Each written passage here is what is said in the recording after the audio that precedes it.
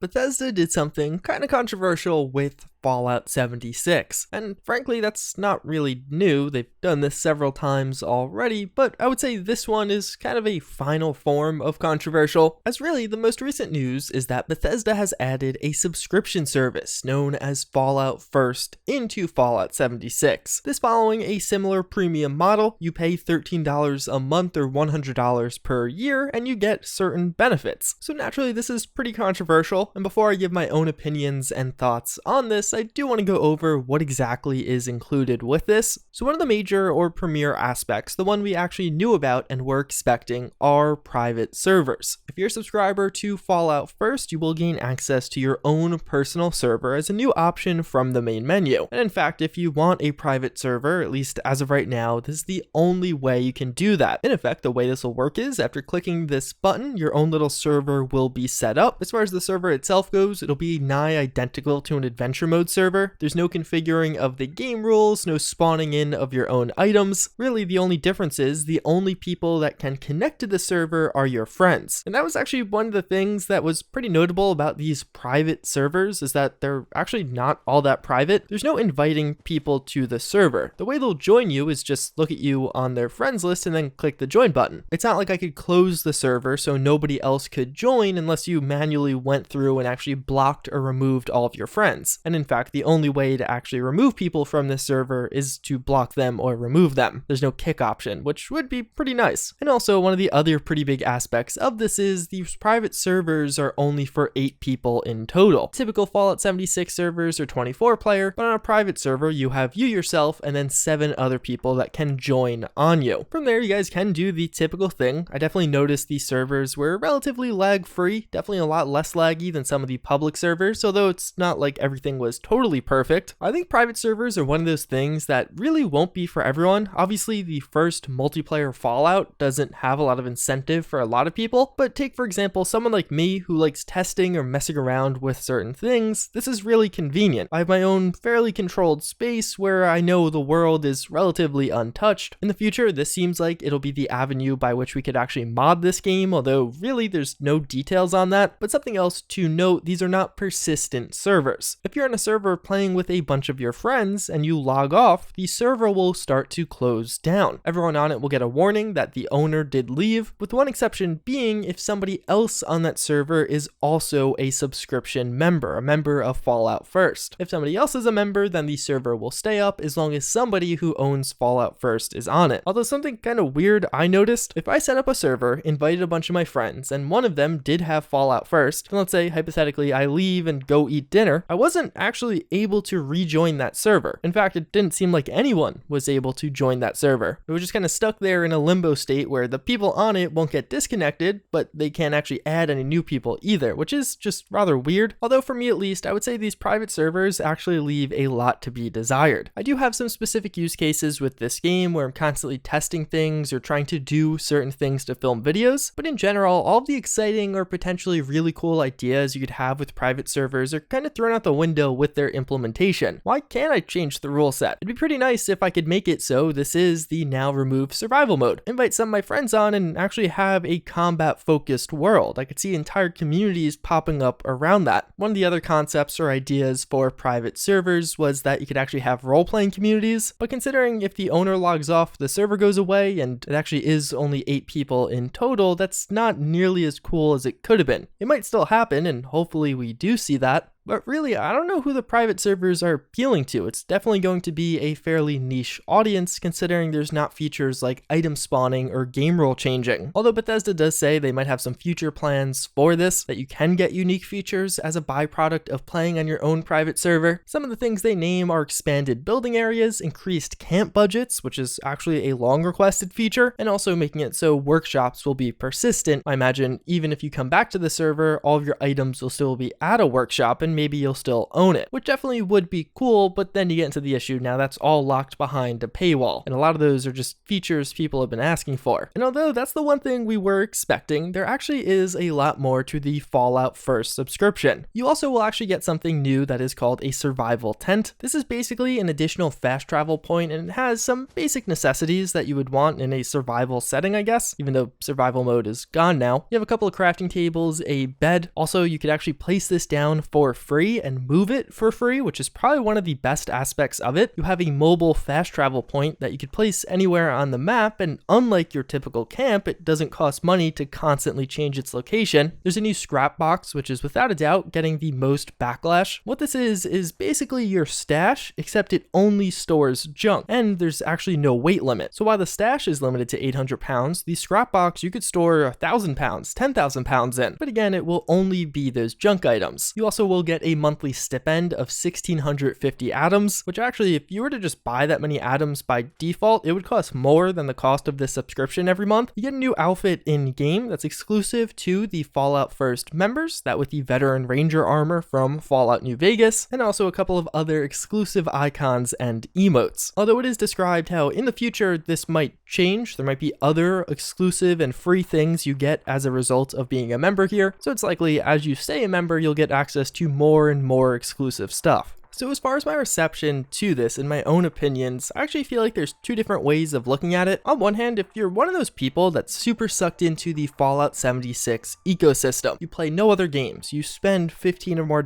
per month on the Atomic Shop, this isn't really that bad of a deal. Again, the atoms alone, if you're already buying them each month, would pay for the entire subscription service, and you get the same amount of atoms, actually slightly more with this deal. But considering I imagine the vast majority of you don't fit into that category, and you don't have that super niche use case where private servers are kind of invaluable, then I don't really see this as super appealing. And also there is the other aspect where it's kind of a slap in the face. Just last week we saw the official delay of Wastelanders from Bethesda, and in that they actually talked about utility items in Fallout 76 and how they were going to expand that category, or at least that's what they were suggesting. Just a few days later we see this new addition that is definitely pretty far on the pay to win scale. The scrap box in particular, that is a clear in-game advantage. I have way more free weight in my stash as a result of this, and an increase in stash weight has been requested for a long time. There's also this weird position Bethesda is taking where they keep talking about adding utility items into Fallout 76 because people want them, but at least based off the community I've seen, that's not reflected. People ask for a fridge, but they don't want the fridge to cost money, they want it to be an earnable gameplay reward. Even with the overall announcement of Fallout First, the way they describe it is they want to evolve the experience based on your feedback. That's why we're excited to launch Fallout First, a premium membership that offers something players have been asking for since before launch: private worlds for you and select friends. Now I get what they're doing. They're going a route where they're trying to spin this that, oh, but you guys wanted this. You probably don't agree with the pricing, but you wanted this content. But the way they're doing that really, again, just feels like a slap in the face. Yeah, people wanted private worlds, but they didn't want all this other stuff. I think most people still kind of just want cosmetic microtransactions only. Like, I feel like it makes it dig a little bit deeper that Bethesda keeps positioning these non-cosmetic utility items that so many people are unhappy about as things that we're asking for. No, literally nobody is asking for that. I've talked about this so many times. There's some people that are tolerant of it. I personally hate it. I don't think it has a place in the game, but at the same time, I would say with the most recent subscription service, it's part of the game. I don't really see Bethesda going to a subscription service and then suddenly removing it, and the timing of this I feel like could literally not have been worse for Bethesda. They just announced the delay of their massive content drop, and now looking on the horizon, Fallout 76 isn't getting a lot of new content over the next couple of weeks or the next couple of months. There's not really a lot of incentive to keep playing this game. There is a Halloween event, but after that there's not much. But then just a few days after announcing that, you slap this subscription service on people, and that's not a good combo. Today is also the day the bombs dropped in the Fallout Fallout universe, so people are expecting something cool or exciting, but instead you get this. And then to top it all off, the people that originally created this Veteran Ranger armor just released a new game this week. The embargo for it lifted today. Actually, my review went up if you want to check it out. This is one of those things that I think a lot of us kind of saw coming, that utility items would become a larger and larger part of this game. I talked about it in a lot of my past videos. You could literally go watch videos I made 4 months ago when I discussed that. I say if there's not a lot of backlash, they're just going to do more of it because it's making them money. And lo and behold, here now we end up with a subscription service. I didn't personally think they would go to something so extreme so quick. I thought we see kind of the trickle effect and gradually build our way up to a subscription service, but here it is. And honestly, to me, one of the kind of weirdest parts about this whole thing are those people that are like professionally outraged, somehow being shocked at this announcement. Like, there's so many people that have been critiquing Bethesda over the past few years, justly so. Bethesda has been doing really bad things, making very poor decisions. Did you see the state Fallout 76 launched in? Did you see the Atomic Shop? Did you see the Creation Club? But now when Bethesda goes to a subscription service, which so many games are shifting to, it's like, oh my god, I can't believe they went there. This is a company that I think has been on a gradual downward spiral. I made a full video on this as to why I thought this was happening. Adding in an outlet for consistent revenue is very appealing to investors, and I think that's a big part of this decision and why it's likely coming from upper management, Zenimax specifically. So for me personally, this is obviously not a direction I really wanted to see Fallout 76 going. I think there's real arguments to be made that they shouldn't be charging a subscription service when a lot of the launch bugs are still there. The game's a lot less buggy, but it's not perfect. There's still a content drought, there's still a bugginess aspect and instability aspect that needs to be fixed. And again, it just brings me back to that ideology where it feels like this was to a degree a slap in the face for a lot of fans that have been supporting this game. And I think the real telling aspect about this is, just a few months ago, there was some anger or backlash around a repair kit